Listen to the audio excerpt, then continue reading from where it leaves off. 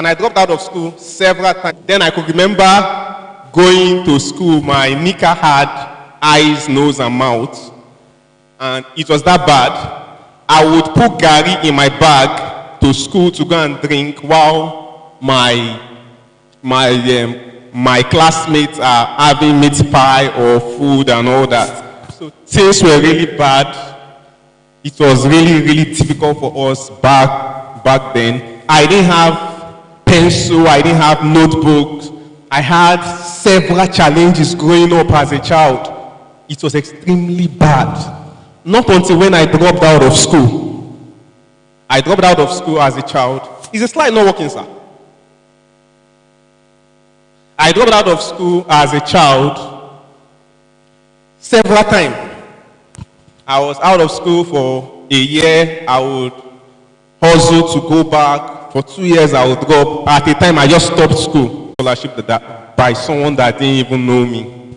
You know. Then I was even applying for a scholarship online through different high schools. I didn't get any because I needed some kind of exams and all that.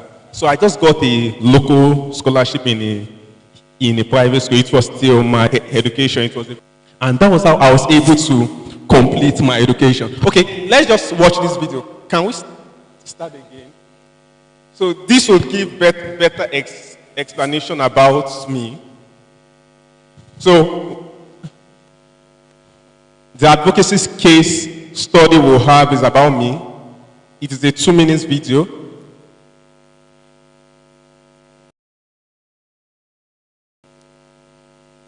So that was how I was able to complete my as a child, not having my basic things, how I was able to move. The word success is part of his name, and Isaac Success Omiole has high aspirations. He's determined to make a better life for young people living in slums in Africa. More than 9 million children in Nigeria don't go to primary school. Isaac wants to change that through his Dreams from the Slum initiative. We strongly believe that they may be born in the slum, but the slum is not born in them. We believe that the children in this community and every child has a future, every child has a dream, and there's something inside of them. It just depends on everyone to believe in it or to connect. Isaac grew up poor himself, but through hard work and determination he won a scholarship and got an education. Now he raises funds from private donors, NGOs and foundations so that children living in slums have the chance to go to primary school. Growing up was very, very tough. Do something also to help other children in the same community where people in Nigeria. With financial assistance from the charity, the International Coalition for the Eradication, it's possible for children to get an education. We had to flee from our village, Boko Haram. We're grateful to Brother Isaac for all the help we've been getting, teaching our children, sometimes donating books so our children can go to school and get educated. Teenage pregnancy is a widespread problem in Nigeria, and unmarried mothers are often ostracized from society. Isaac believes empower these women through mentorship and skill teaching. We have professionals in different fields that would counsel you and advise you rightly so that you can become your dreams. So the fact that you have a very beautiful baby now does not mean you cannot become whatever. You can still be a successful lawyer, you can still be a successful businesswoman, you can still be successful at every field.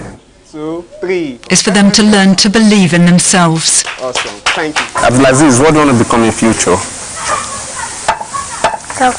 Doctor. He says he wants to become a doctor, and I believe that dream is so possible, and that is why we are making the social activist and child advocate has made it possible for at least 50 children a year to get an education they otherwise wouldn't have had access to. And he dreams that one day every child born in a slum. Okay, so you will agree with me that for a young man like me, this is huge, right? Looking at where I am coming from, I did not have any support from anyone. Decided to leverage on advocacy. I decided there was nobody. Looking at my past, organization. I turned my pain into a passion on profession, profit. What is that thing that thing you don't like? The thing,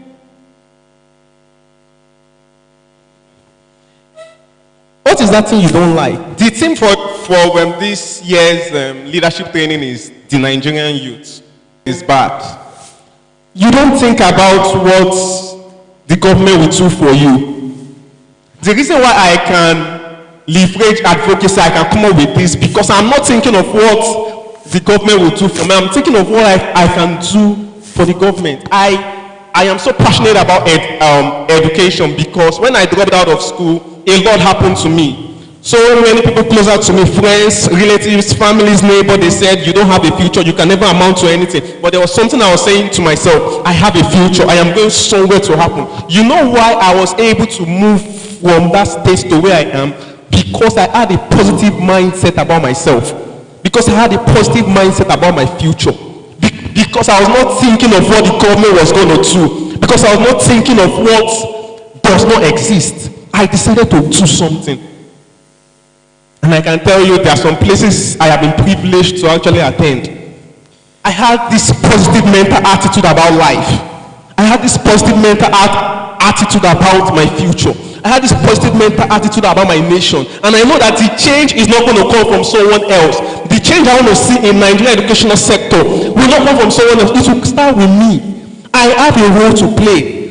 Because I dropped out of school, I said to myself that in my community, I will help other children with education. I will help other out-of-school kids with education. When I started this whole move then, I had no money to sponsor any child to school. I had no sponsor. But I was passionate about it. That is why I will tell us something about this particular school. And I will use it, I will share this particular experience. I had no money, but I knew in my community about 90% of the children in my community, they were out of school. It was a pain. It was a pain to me. I didn't have money or finance or anything, but I had the ideas. I knew I could do something. I was younger then. This was like 3 years ago. At least now, I know quite a whole lot now. I am aware that in Lagos State, primary education is supposed to be free. And I was so sure that it was supposed to be free. But I had to, I had to ask the parents and all that why they don't send their children to school. They actually told me because they used to ask them to pay some money. And these are families that cannot even afford 1 square meal. And they are saying they should pay 2,000, 3,000. There are some people that they've not had like their own money all their life. They've not had 2,000 naira. People are suffering. They've not had 2,000 like their own money before. And you are saying they should pay. They are jobless. They don't have a job. I had a woman then, our daily income is 50 naira. She has 3 kids. Tell me, what is she going to do with 50 naira? And they will ask them to pay 2,000, 3,000, and the Lagos State government or the federal government or so has actually made primary education to be free. And I said to myself, I was going to advocate, I was going to do something about it. I was not going to be quiet about it. So what I did was, I have a certification in journalism, so I had to go to the school. I actually acted like I wanted to enroll a child. I went with a child, and I recorded our conversation and all that. They didn't know, and they were like, I should pay 3,000. They just said a whole lot. Now that was proof number 1. I took some photographs too that they didn't even know that I was actually taking those shots.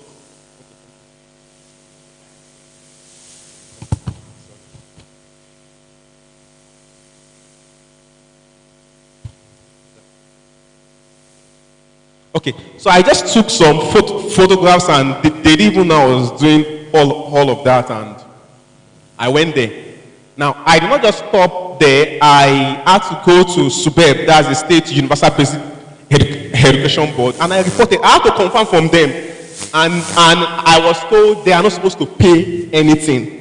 And I told them, in my community, they are charging people anyhow. They said it's a lie. I showed them the proof. They had to send, what's it called, a kind of query to the education secretary. In my community, everyone was just like, who is this Isaac going up? And I had proof and all that. They actually sent him, what's it called, query. They didn't really stop it. It was still happening. Now, I had the little privilege of sending. Don't slide again, just leave it this way. I had the little privilege of sending some of the kids to school at no cost. The same schools that actually said they should pay a whole lot. Now, because I took action, at the time, they didn't want to meet with me at SUBEB. I took it up on my Twitter and what's called Facebook. I was talking about it because I had facts. I knew what I was saying. So I was putting all of my energy into something positive. When others were busy chasing other things, I was busy on a good cause that I know that I want to help these kids go back to school. And I had my fact, I had my proof. I just went and I shared on Facebook. I don't know, you know, there is something about media. They like stories, genuine stories. That was how the media was actually chasing me. From one TV station to a radio station, just like that. They were just chasing me. They were just calling, we want you to come online. We want you to come on air and talk about this. We want to hear. You say you have proof. We want to see it and all that. I went from AIT to STB to NTA, just like that. So I was on the same thing. Now, I never knew that little action I was taking for my own community would affect the whole of Lagos as a whole. So because of that action, I was talking so much passionately. I knew what I was saying. I had the proof and all that. I was threatened. My life was. They actually called me that if I don't drop this case, they would deal with me. At the time, I was really scared, sincerely. You know, but I just spoke to some people and they just said nothing is going to happen to me. You know, I had this media attention. Everybody wanted to hear from Isaac because I had proof and all that. Now, that action I was taking for my community because I wanted to see more kids into school affected Lagos as a whole. Now, it was not just happening in only my community. The same thing was happening in different communities across Lagos. They were extorting money. Because I actually choose to take action, I actually choose to do something about that situation. That was why the rate at which head teachers extort money from poor parents reduced drastically, not just in my community, but in Lagos. Because Isaac did something. If you go to schools now, just ask how much. Unless they just look you that you are not learned or something, that is when they will just try to extort. You are not meant to pay anything for if you are enrolling a child in a public school. So, this is what advocacy can do. I was able to leverage this same advocacy and I made impact. Not just that. This is a school, Wowo Primary School. They sit on the floor. This other picture is not clear, and we are not permitted to use some certain pictures because of the what's it called, the dignity of the children. The kids were sitting on the floor. They actually told me at that school the reason why they are charging is because they don't have chairs. The school is bad.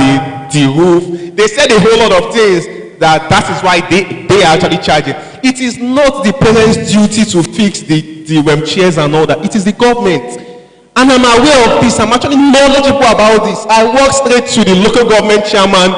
As I entered the local government, everybody there recognized me. They have been seeing this guy on TV. This guy has been talking about education. They have been saying him. Are you not Isaac Success? Are you not Isaac Success? I said, yes, I am. I want to see the local government chairman. They just said I should come in. Now, normally I was not supposed to have access to him without booking an appointment, but they were scared. That is what advocacy would do.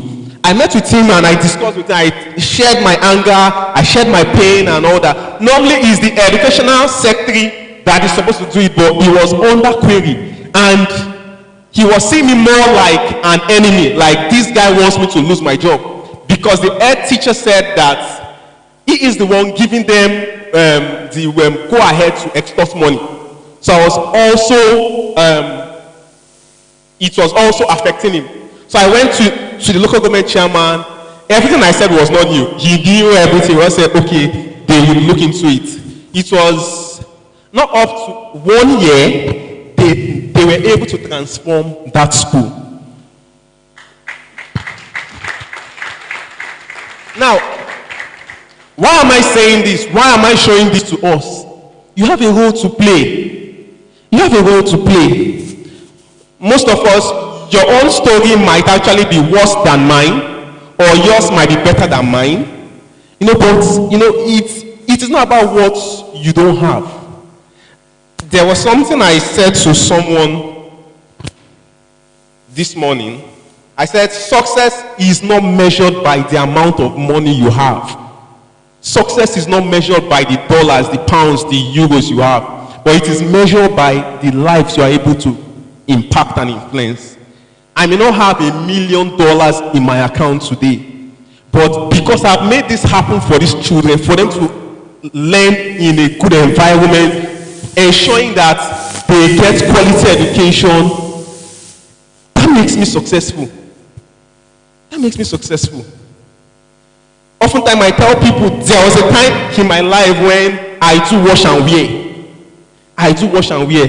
If I'm coming for this event, I would have washed this clothes because this is the only thing I had at that time. I'll wash this one wear and all that.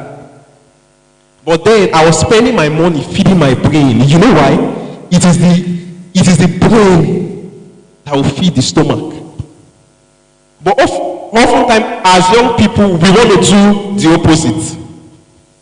We want to feed our body, and our brain will not feed it. Tell somebody, feed your mind, and your mind will feed your body. I'm rounding up. The next slide, please. So I was able to turn my pain into a passion. I said, yeah, anyone can lead change.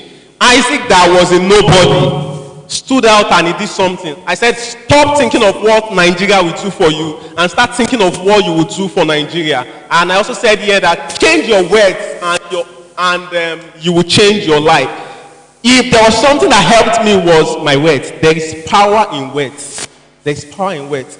If I actually woke up then in the morning, we had one small mirror in our Face Me I Slap You apartment that time. If I wake up like this, because I have had a lot of people say a whole lot to me.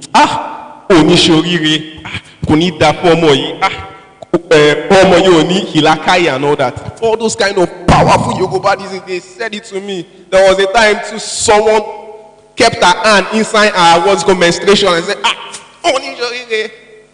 did a whole lot of things, but guess what? Just like the Christians' holy book say, greater is he that is in me than he that is in the world. Do you understand? Can I get a bottle? No, this. Okay, yes. Now, we have content inside of this, right? Is it possible for me to squeeze it? Is it possible? Can I get an empty one? Okay. See this one now.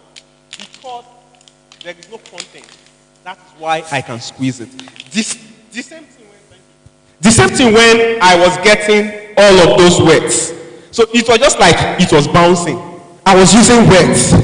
I'm the best of my kind. I am a success. I make progress. So words, affirm words. Oftentimes I say, it is what you confess with your mouth, you possess with your hand. Confession brings about possession. What are you saying about yourself? I am not surprised I'm here at this awesome event sharing with us. I have seen it years ago. I've seen it years ago that I was addressing people like this. So there are some things I said 5 years ago, 10 years ago, 3 years ago that I was not going to do. Because the picture I'm seeing about my future is so big that there are some things I would have done. I had bad friends. I grew up in the slum, on the street. I could not change these guys, so I left them. I did not join them. So there are some things I would have done years ago that would have not given me some privileges in this life. So the same thing with us as young people. We need to start thinking, what are the things you can do much more better? There are some things you must not do. There are some places I must not enter. There are some places I have not entered that you would be amazed. I was talking to someone and we just said something like, are you serious? Because there is a picture I've seen about my future. What are you seeing about your future?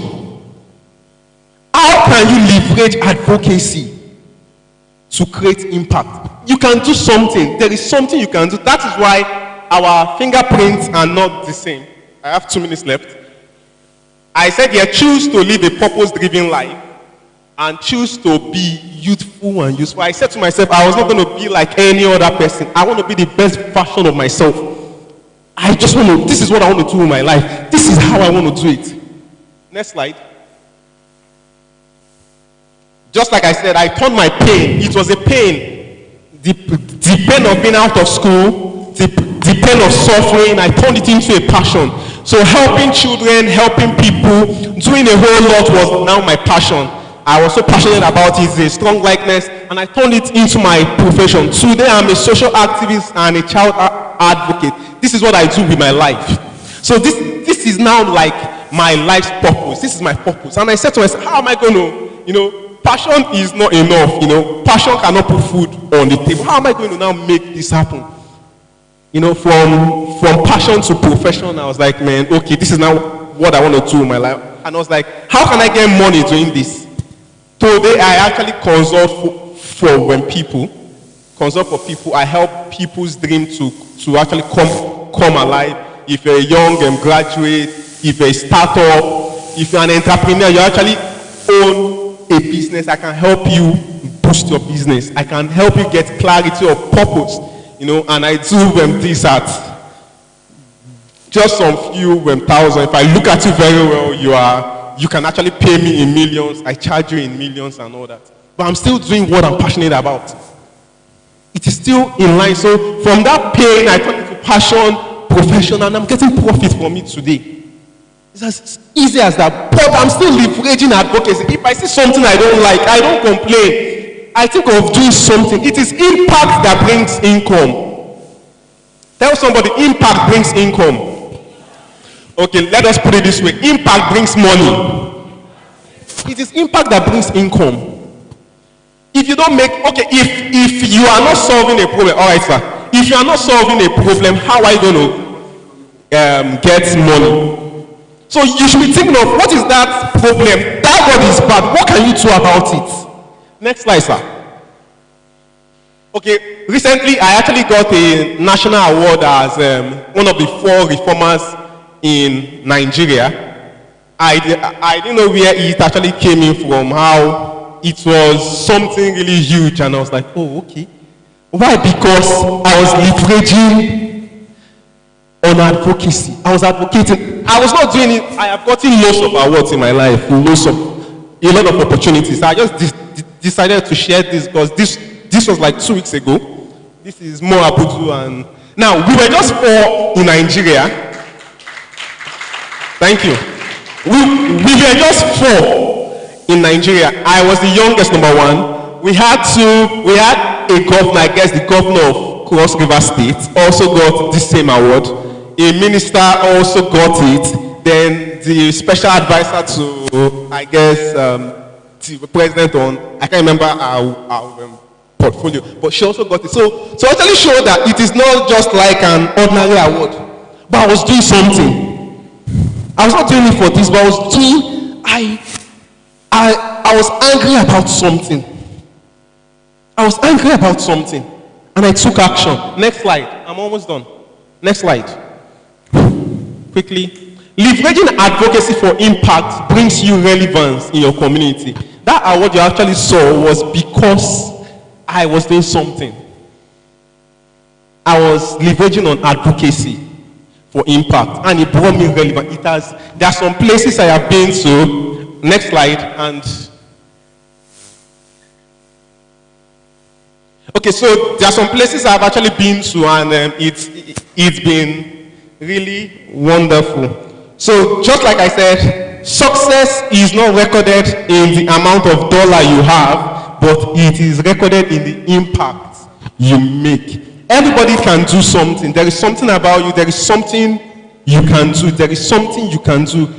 Your thumbprint and the person sitting close to you is not the same thing.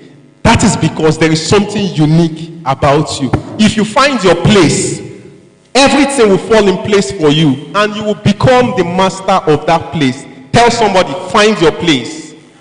Thank you.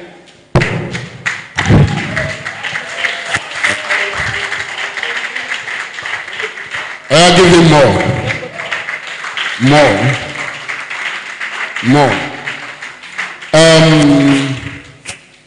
And then in the next 10 minutes or thereabouts, we're going to have a kind of interactive session with Mr. Success.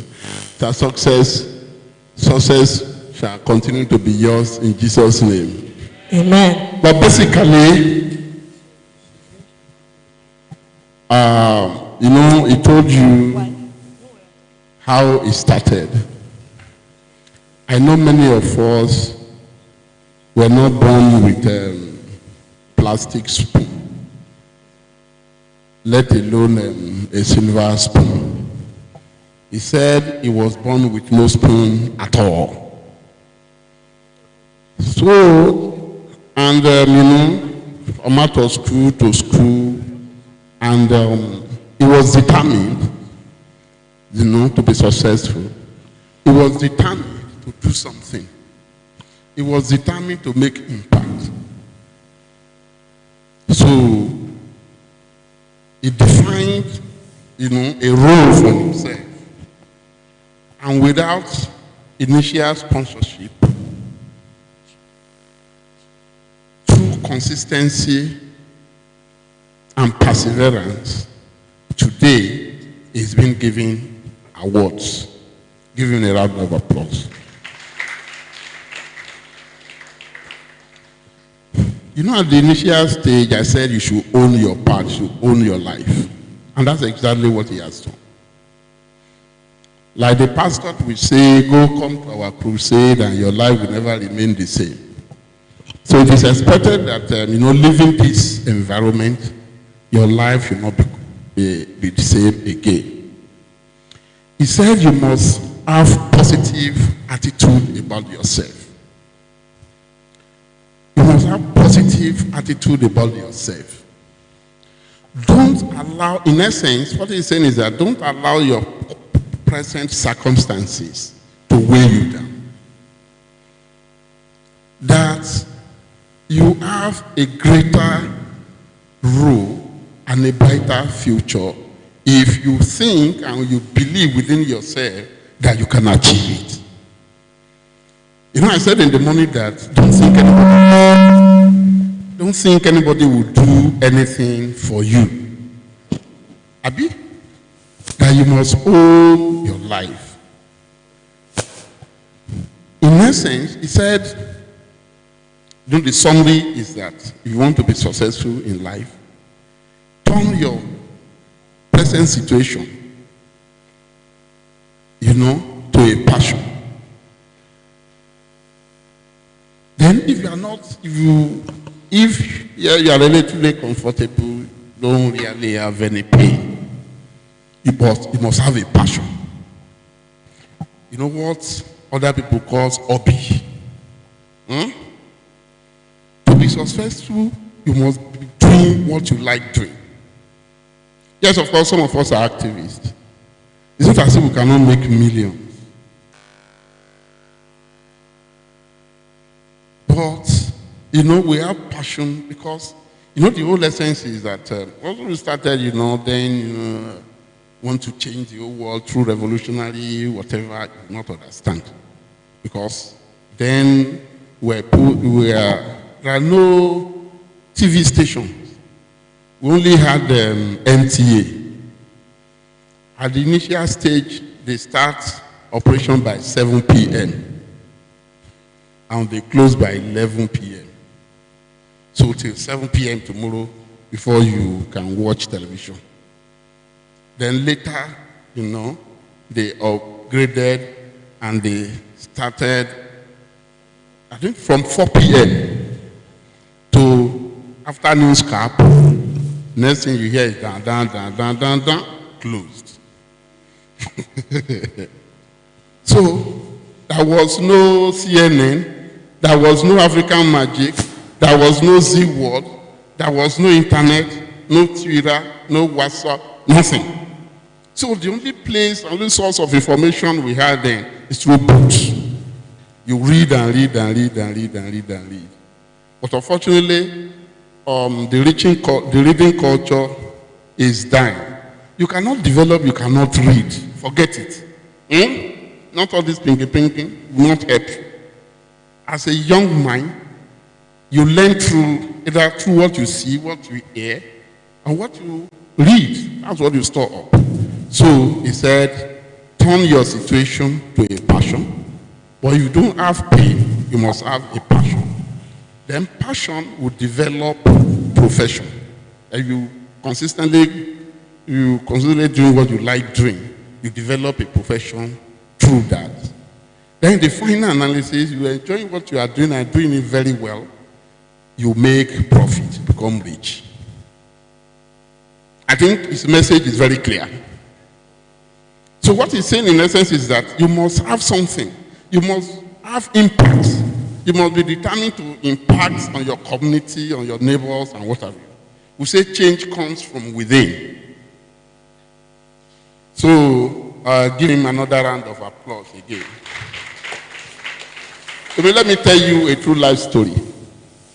When we were in Kwara Tech, now called Kwara Poly. I have a friend. His father and mother were in same Ilorin, but he was living in my aunt's house. Throughout our 2 years, then you have A levels, not today that at age 16 or 14 you write jump and you are lucky you are there. No. Go through A levels. After A levels, then you go to university. So throughout our 2 years at Kwara Poly, he had just a pair of trousers and a shirt. Once he washed those material, it will be on towel. Then he made friends with all the lecturers, both Kwara Tech and Unilorin then. Because if you live up there, farming is part of what they do to augment their pay. So he will work on their farm. So once he's going to school, he will go and collect the money. That was how he sponsored himself, through A level. Then the same year, we got admission to University of Ibadan, read language arts. Then, big boy. He had 2 jeans, 2 shirts. Some of us were in the student movement. He will tell you,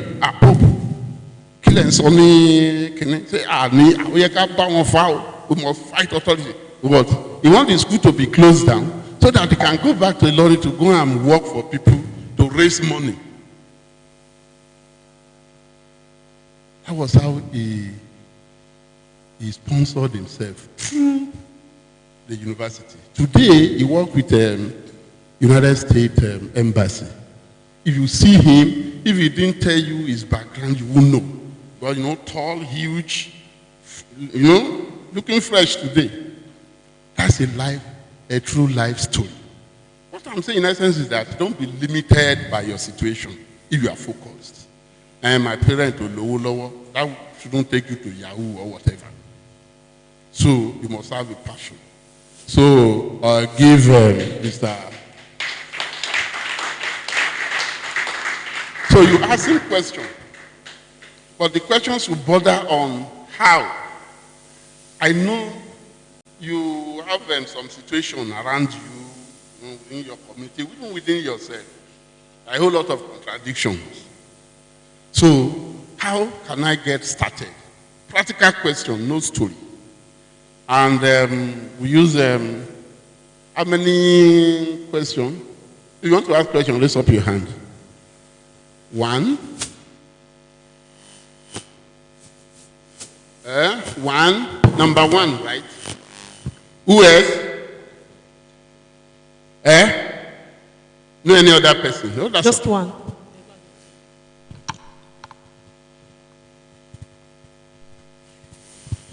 Good morning, everyone. Good morning, Mr. Isaac.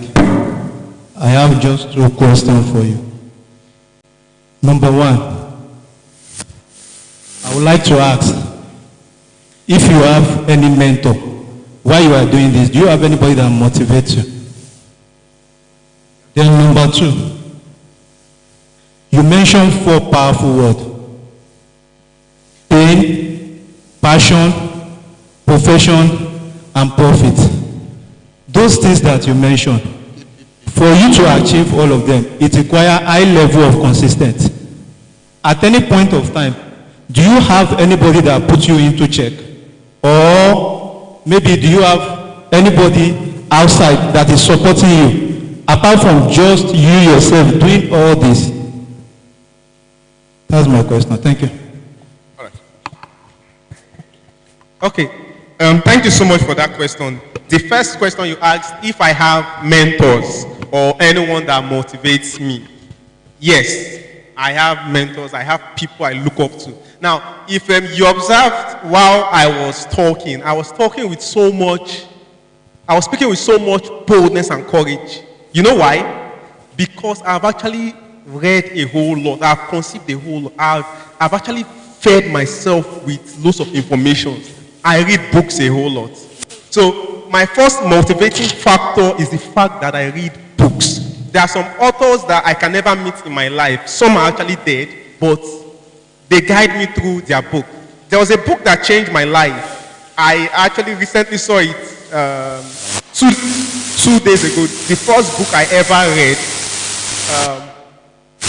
Your Confession is Your Possession. So tell me, someone that I actually chewed that book, like I read it, I digested it. Now, someone that read something like that, the way he actually speaks, the way he sees things will be different. Even when I have not eaten, even when I was going through challenges, the words that will come out of my mouth will be different, because I know that it is what I say with my mouth I'll have. So it is what, and it has been working. There are some things I don't confess anymore. I can never tell you that I am a success. I can never tell you. You know why? Success is who I am. It is my nature. There are some things that must happen to you today. You must drink water today. Yes or yes? The same thing with being a success to me. I can't fail. I can fall down. Yes, it is normal to fall, but I can never fail. It is my mindset. Now, I can say this to you with so much boldness because I know who I am, because I've read books, because I've understood these principles, and I know that it works. I listen to lots of audios, videos from lots of people.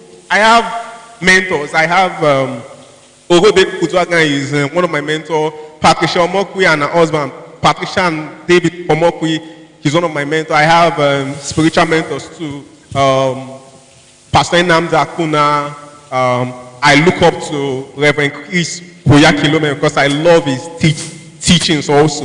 You know, he actually talks about having the right mental attitude. So you need to read, you need to have mentors. Then to answer your second question, you said I spoke about pain, passion, profession, and profit. And you actually spoke about consistency, like, was I consistent? I have been doing this for 6 years plus. So I have experience, now I have been consistent. I have experience, over 6 years experience in doing this. Now, I was actually working with a media house at a time, and that was what I was using to fund it. I had to get a team. So with my own salary back then and my team's salary, that was what we were using. Until when I just felt that job was not giving me time to face this NGO.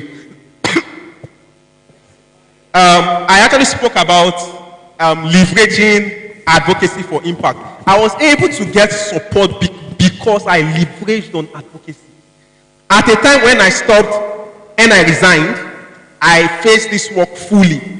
I leveraged on advocacy. People already knew me that this guy is doing a whole lot for his community. So supports were coming in. The first support I got then of 20,000 from someone I didn't even know was from someone in UK. He saw it online and he just like, okay, Isaac, because he has been saying it, that this guy has been doing stuff. This guy has track record. So he just sent 20,000 then and we're so happy and we're able to utilize the fund properly. But it's actually based on this. Then also I get trained. I go for various trainings. Someone said, if you are trained, you will reign. I get that different courses I'm actually doing. Every year, I give myself this what's called target to do 2 courses, one locally, one internationally. So I will look for. I don't have to go to Harvard Business School for me to get a certificate with them, for me to learn. I can do it online, and it will save me cost. My international training this year will actually be with Harvard Business School. I've already applied and I'm looking for ways at which I can learn more, learn best practices and all that. So I get trained also and support. Then support was not really coming, but I maximized individuals. There are lots of individuals that can give 1,000 naira each. By next week, myself and my team, we will be going to Ondo State to Ilaja local government to help flood victims. They lost everything, and I am also advocating. Since on Monday, I have been advocating for support for these people. Everybody on my contact, majority has been giving 1,000 each. Some of them have been sending clothes. We want to get them mosquito net. This is advocacy. So I am leveraging advocacy for impact. And I'm sharing it here again. I am saying it to us, this is what we want to do. I won't be surprised before I leave this place. Someone would come up to me and ask me for an account number to give 1,000. So if 100 people gives me 1,000 naira, that is 100,000. We will be able to help them at Ilaja local government. What did I just do now? I just sold an idea. I just advocated. Do you understand? And I'm sure some of you would want to be a part of this project. Did I answer your question? Thank you very much, Mr. Isaac. That's a very wonderful one. Hello. I thank you all for listening. Hello. Give success another round of applause.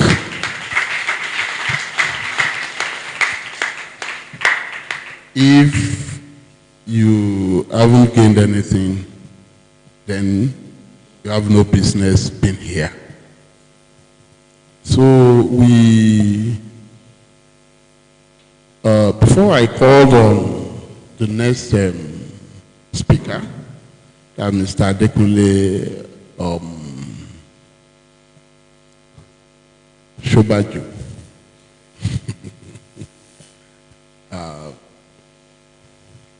the Shola should introduce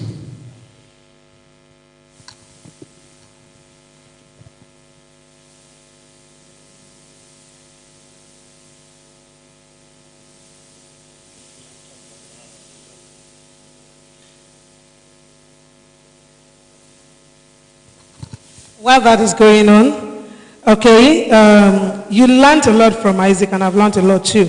And you know what I learned too? Yesterday, Kofi said something about leveraging on media, leveraging on entertainment. Today, we are leveraging on what? Advocacy. See, there's a lot you can leverage on. You have it in you. There's something that we just ignite that. There are people that use advocacy to impact. There's a lot of people I know that said no to rape, no to child abuse. You have a lot inside of you. So like my Oga have said, you just ignite that, look into yourself, and the passion is already there. Just give it that fire it needs, and you are there. So I've gained a lot today, and I'm sure you have gained so much. So a round of applause for Isaac once again. kind of want to make little adjustments. Well, let me do the introduction myself. The man joining us here is Mr. Omoni Akinsiju.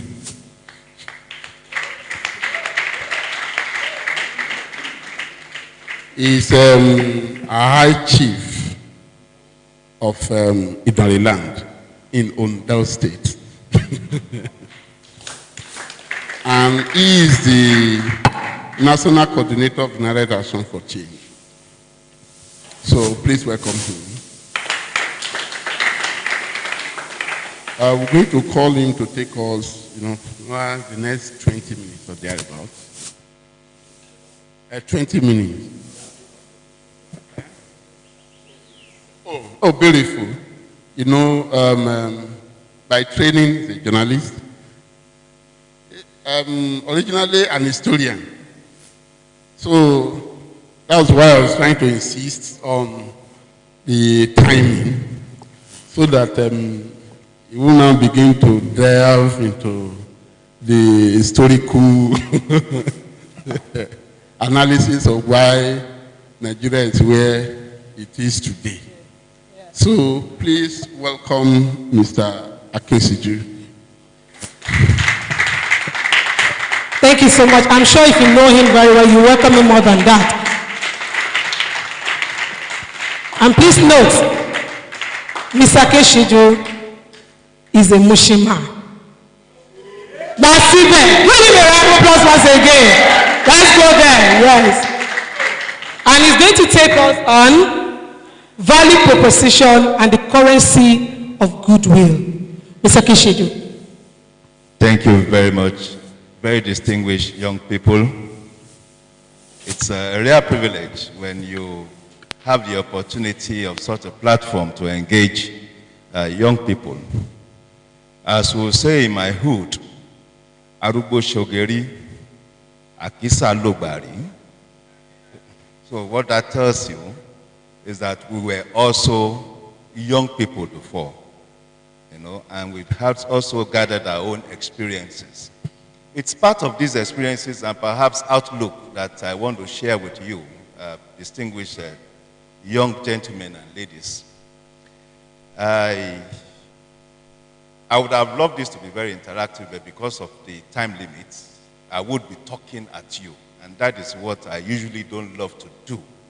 I believe knowledge and enlightenment is a two-way thing. As I give, you are supposed to also return some back to me from your experiences. But, well, we will do what I call the one-way communication channel in mass communication. I am looking at value proposition and the currency of goodwill. What is value proposition? What is the currency of goodwill? Value proposition is the totality of the philosophical outlook of an entity. The philosophical outlook of an entity. So when we talk of value, we are talking of the philosophical undercurrent of what that entity stands for. What is value? Transparency, integrity, trustworthiness, truthfulness, honesty, and you can go and on and on. Of course, you know the trend of what we are talking here. So, when someone sees you, what's your name, sir? What's your name? No, behind you. Yeah. Abidemi. So when someone says, "Good morning, Mr. Abidemi," the Mr. Abidemi should go beyond your name. Your name is just an identity.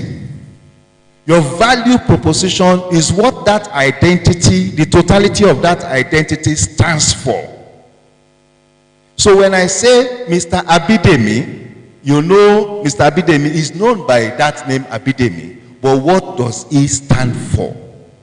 So when I say Mr. Abidemi, I should be able to say Mr. Abidemi is a man of honesty, is a man of integrity, is a man of transparent conduct. And when you put all this together, it translates to mean that if I want to do business with Mr. Abidemi, I can do business with Mr. Abidemi because of his. That is the totality of what it stands for. And here comes Mr. Boromiro. And I say, good morning, Mr. Boromiro. And in doing good morning, Mr. Boromiro, I'm actually looking behind to be sure that this is that Mr. Boromiro. Because it stands for everything negative. He's a fraudster. So many people are talked about his nefarious activities. He cannot be trusted. When he does his things in the corner shadow of places so that he can defraud or cheat people. When you take that all put together, what does it translate to? Someone you cannot do business with. Someone you cannot transact any form of relationship with. So your value is the totality of your being, and it is actually your identity. So it is more, your name is more than a name. It carries what you are. It carries what you stand for. And of course, it gives you the end result of the value, because the value itself is not just an end in itself. It's a means to an end. And that end is what is known as goodwill. I would have, at that time, I would ask if we understand what goodwill means. Now, goodwill, without referencing the meaning in the dictionary, is simply the bank of good conduct that leads to a positive relationship or a positive outlook from your public. Every individual has his or her public. And the way you relate with your public, your value proposition especially, will determine the kind of goodwill you will enjoy. Now, goodwill is a currency. It is a currency that you put in your bank, in your value bank. So much that even if you don't have money and you have good value proposition that leads to a strong goodwill bank, it is that goodwill bank that will open doors of growth for you. Just like the gentleman said here, he got someone that gave him 20,000 naira to start something. That is as a result of goodwill. It's a currency, intangible currency. But at the same time, it is the most important currency that you can aspire to. If you have 100 million today, in fact, if you have 1 billion naira today, it can go down. It can disappear. And you have read people who used to be multi-billionaires before. And with times and circumstances will change and they become very poor people. Most of these people don't get to come back again into what they used to be. But some of them will come back because of the good they have done before.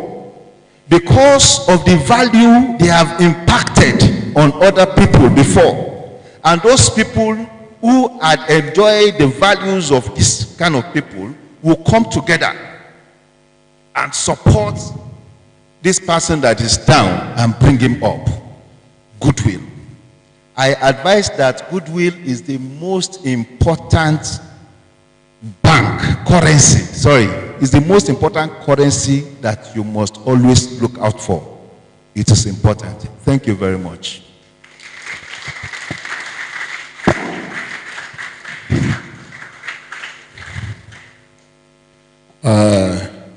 Thank you, my editor.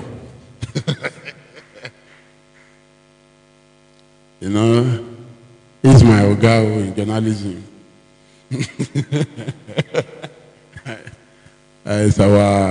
He is still our editor. Well, in a nutshell,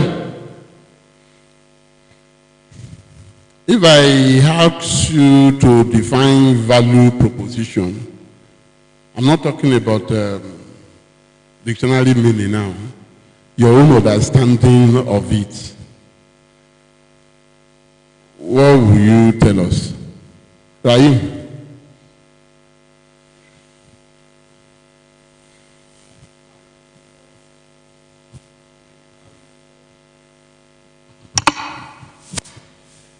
Value is your worth, the way you carry yourself, how the people see you. It promotes people to be able to help you because of your goodwill, what you have done and what you have not done. If you're a person of good value, people will definitely want to interact and associate with you. But if you're not someone of a good value, they will definitely disassociate with you. Thank you, sir. A clap for him now. I know I will see many hands up now because somebody has, opened up the, because he wasn't expecting the call. Just try to test somebody. Our sister there playing with her long hair. Give her the mic. Oh yeah, where's the second mic? I give it to that person.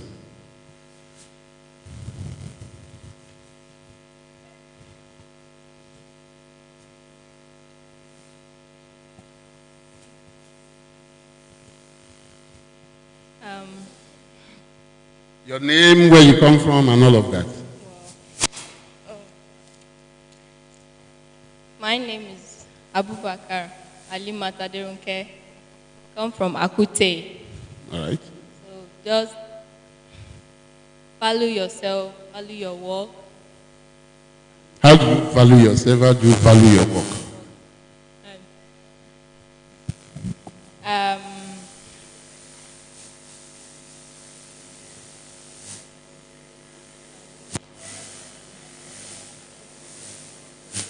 Oh yeah. What's your name again? Aderunke. Aderunke. You know, it shows that Runke was not with us. Okay, you want to say something? All right.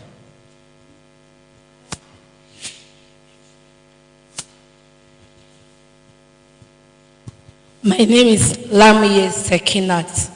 It talks about goodwill. Concerning the word is goodwill. It's not that you start work now and you want to end now. Concerning goodwill, you have to have a good record. That if someone even wants to, you can work with one person, and the person will be the person that will direct so many people to you. That I'll go to Mr. Lagbaja. Is one, and his B is B. If he says this, he's going to make it up. That it is. That's all right. Okay, thank you. No, that's all right. That's all right.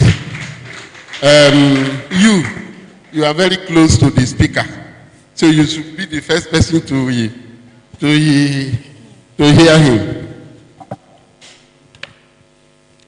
Value is important. You give to yourself. Why goodwill is a good reputation that people knows of. If your yes is yes and your no is no. Yes, no, yes, no. You don't want to hear yes, no answer is again no. No. You are not looking at my side. Give the mic to her.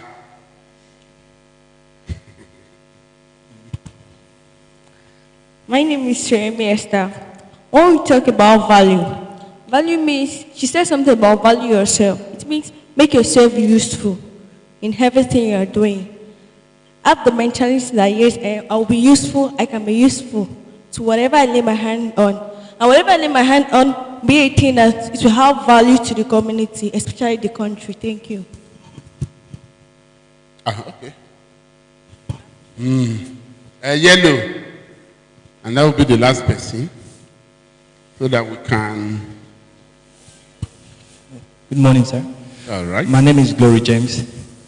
To my own understanding, I'll put it this way. Value is the legacy you build in the society and your personality. For instance, it's not just being valuable by people, it's also as in the legacy you build with people. Using Mr. Success, for example, he has legacy. Legacy is not mansion, it's many lives you touch. For instance, now, anybody is very free or will be willing to associate with him. One, he has a legacy, he has a name, and with that, he has a value. Wait. You talk about legacy.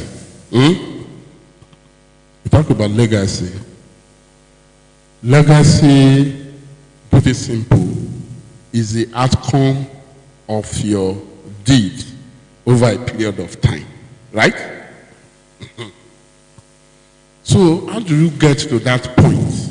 When you are trustworthy, when people can trust you for something, when people can say something, as in, you are not who you are when somebody is saying good things before you, is what they say behind you.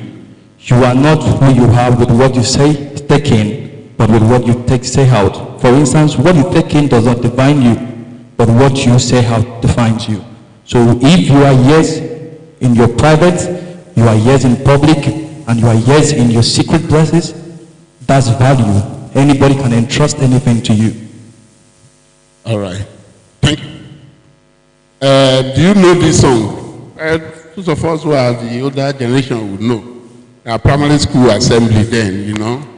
They say, wherever you go, wherever you be, do not say yes when you mean to say no.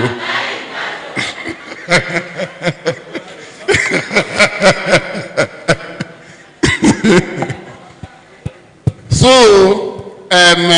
the whole essence of his talk is what Yoruba calls omoluabi. Omoluabi. That is, one, you must have value. How do you develop the value?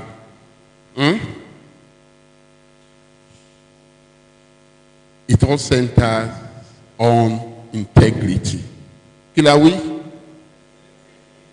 What? I can't hear you. Once again?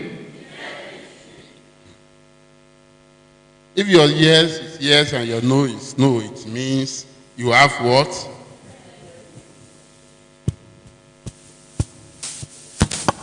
In fact, I'll say that bad people knows that they are bad.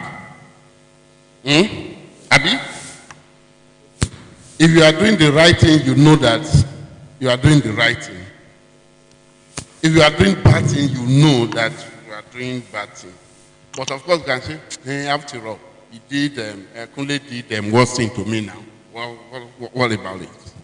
So in essence,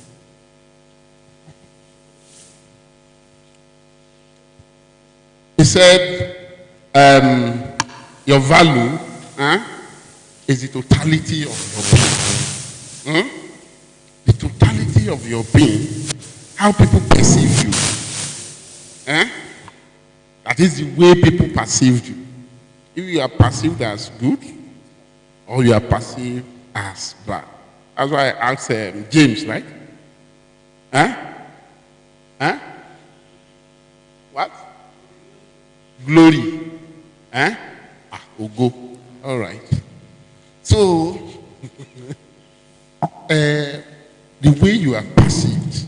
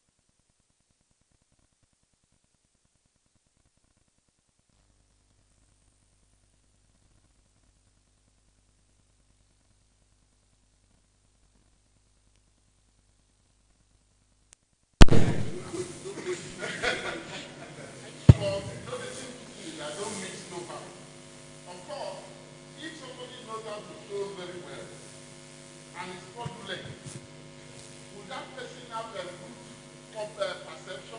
Would people have good perception of him or her? Will everybody want to transact business with that person? So he has no value. It is something. I'm not asking for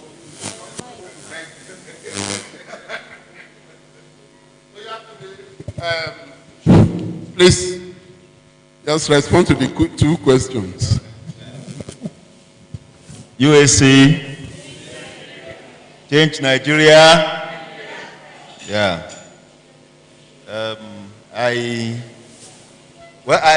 first must appreciate you for understanding immediately some of my thoughts, and your summation, at least from the comments I had, shows a proper understanding of what we are talking about. But let's quickly do some thematic definition. And when I'm saying definition here, we are not looking at the dictionary definition. Like our anchor here said, we should not mix value with professionalism or capacity. They are two different things. Value or values are intangibles. You cannot touch them. You cannot count them. They are the things that make you who you are. Somebody used a word, your worth. Your worth, not in naira, not in dollar, not in material, not in how many houses you have. Your worth in public perception. Your worth in how people see you. Your worth is in your pin. See, some people believe that their worth is in the dresses they wear. So they put everything they have into acquiring dresses. That is their worth. Some people believe in the houses they build. That is their worth. Some people believe in the cars, in the material things they acquire. But those things do not equate to values. Value simply is your identity. Your name is your identity. But there are certain things that reinforces your name. So much that if you need 100 million today, you want to start a business, and you approach somebody and said, Alaji, we have been together before. I have this business idea. I don't have one kobo, but I think this business is possible. I need 100 million to start this business. The Alaji will take your communication. You know, you have communicated to the Alaji. He needs to respond back to you. He will start processing the environment of his response. And what constitutes that environment? The first thing he will first establish is, can I entrust 100 million to this person? I have heard before that this person collected 10 million from somebody and diverted it into buying dresses, buying cars, and building houses. If I give this person 100 million, is it possible for him to give me a return on it? Can you feel the values we are talking about? The last time this person had money, he was able to apply this money in the most trustworthy manner. Value.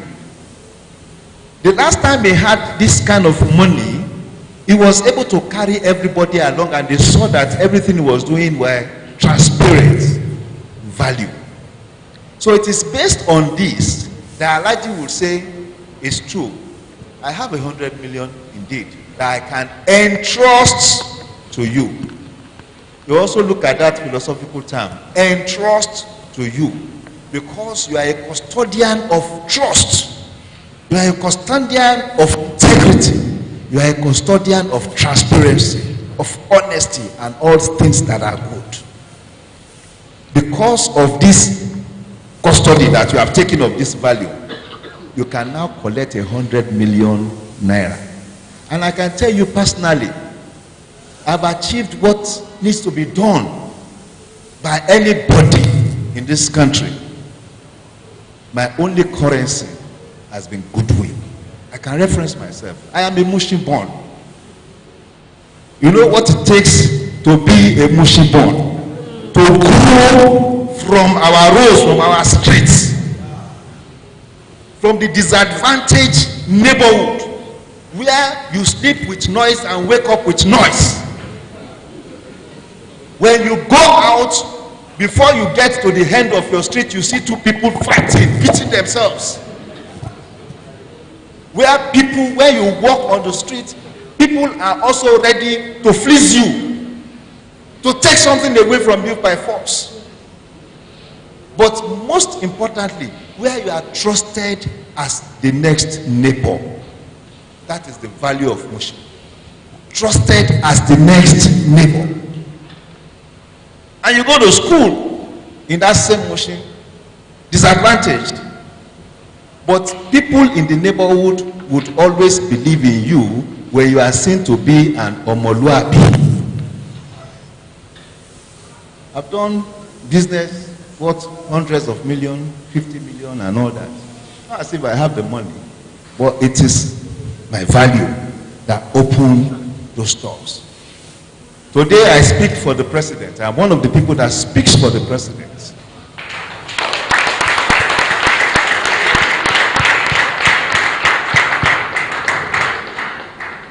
I got there by value. By value. Somebody referenced me. Oh, that guy is good. Oh, that guy is good. And it keeps moving. On Tuesday, by God's grace, I'll be shaking the president's hand. I'll be addressing Nigeria from the Aso Villa. The boy from Mission.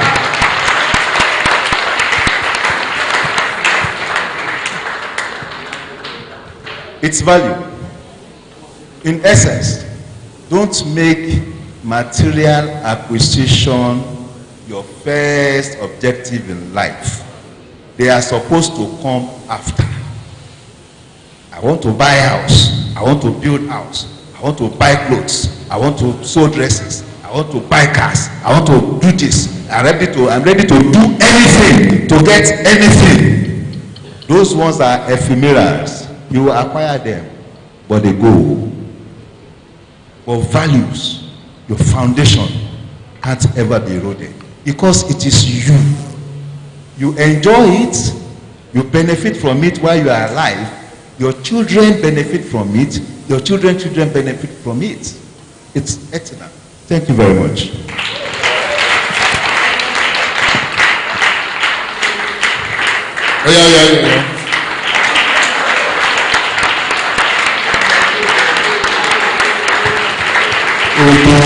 Yeah. Oh, that's all right. So, Mr. Aki, I'm sure you know the difference between the two concepts now. All right, you know, because in our own part, you are from which local government? Okay, I'm not in what? I don't want you to value. Not that type of value now. So, I know, because we're talking about leadership theory, all these things are, you know, little things that you ought to imbibe to make you a better person. You know, our society today is rudderless. Our society is rudderless. But every generation will be led by some people. They will be led by those who are been able to distinguish themselves. I do understand. And that is what we want you to be. To be the leaders of your own generation.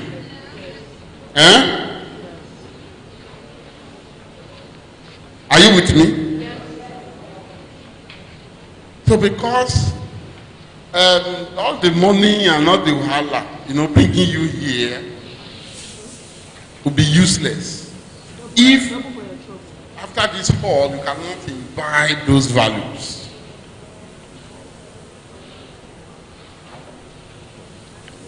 Success say what you confess. Yes, what you confess, that is what you become. So you must have I can do it kind of a spirit. And you know that whatever you do minus integrity is zero.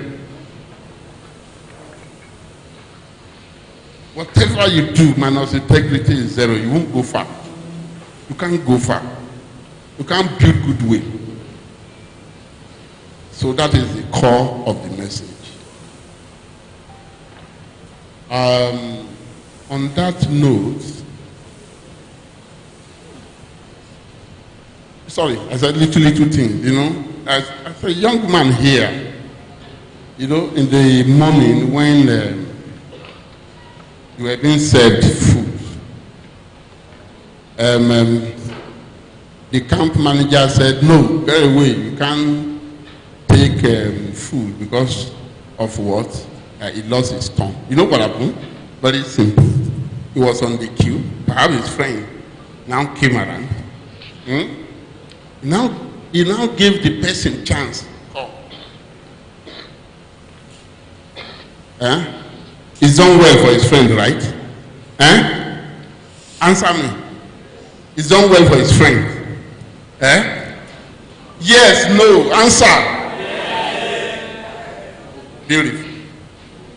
Are you saying that those who were on the queue before were fools? Yes, no.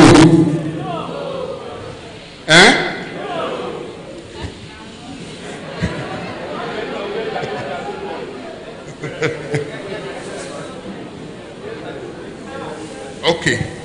So now, to go back a step, what he did, is it good or bad? Very well, very good. So, that is not Momoduabi. That is not the kind of Momoduabi thing we want you to.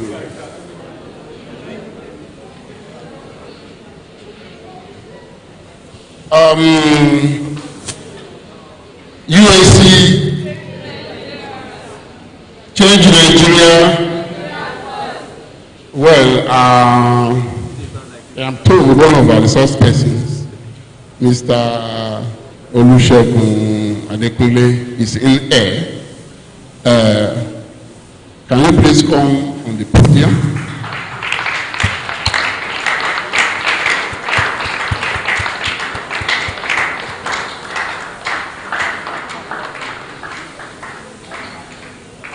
He is another Omomoshi.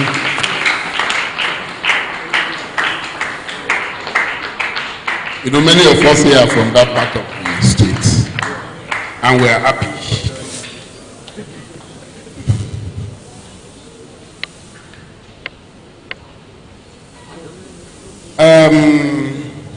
Now I'll call up Mr. Adekunle Shobaju. He traveled all the way from Kwara State down here because of youth.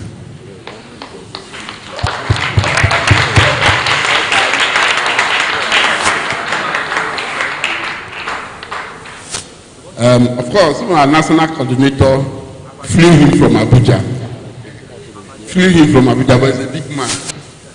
So, he's a big man. So, why, and there's no airport. It's from afar. He came in from afar. And there's no airport there, right? So, kidnapping, no kidnapping, he drove down. So, what I'm saying in essence is that you must give his efforts the value it requires. That is, you must listen to him attentively. So he's going to take you through project management. So I'll beg of the other panelists because he has slides, and by the time you are called here, it's like I'm sending you to Siberia, so you are cut off from the rest of. So we'll go somewhere there where we can enjoy the slides. Thank you.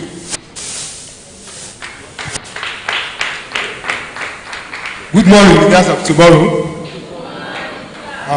My section will be highly interactive because I have slides.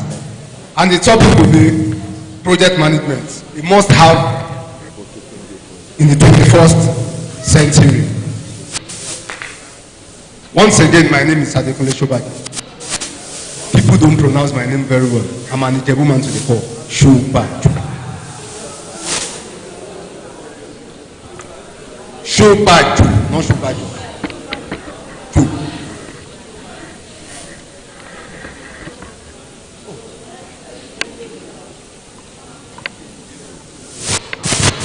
Hello, Mr. Slide. Any updates? My name was always on my slide. Adekunle Shobaki. It's displaying there. There's no H. S-O-B-A-J-O. So morning once again. Project management is a vague word and something that's known to everybody because we all do projects every day. Everybody. This section we are taking today, this program, it's a project because it starts and it will end.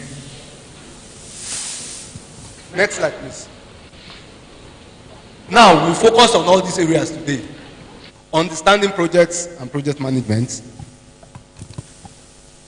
the knowledge areas, the manager's role and skills. Sorry, when I mean managers, because we are all leaders of today. Not I don't like using that word, leaders of tomorrow. We are leaders of today. Once I mean project managers, I mean leaders, entrepreneurs, captains of industries. That's when anytime you see me mention project manager, that's what you can affiliate to those words. The project phases, why the project fail, the risks involved, and there's something I'm adding: emotional intelligence. Emotional intelligence is also broad. Before we start, can anybody define what project is? It will be an highly interactive class, please. What does project? When they say project, what does it mean?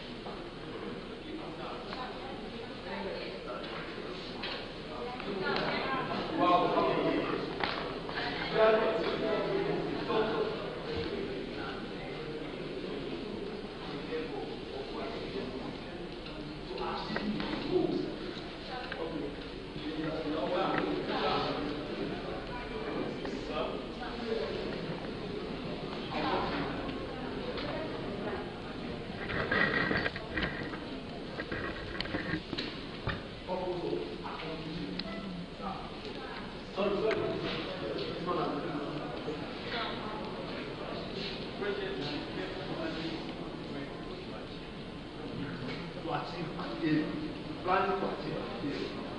Madam.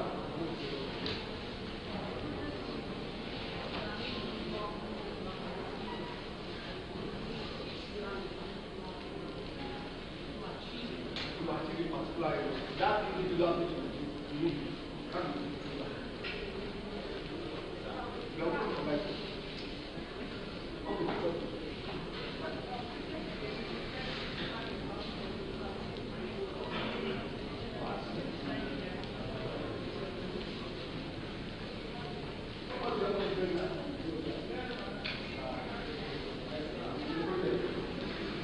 Very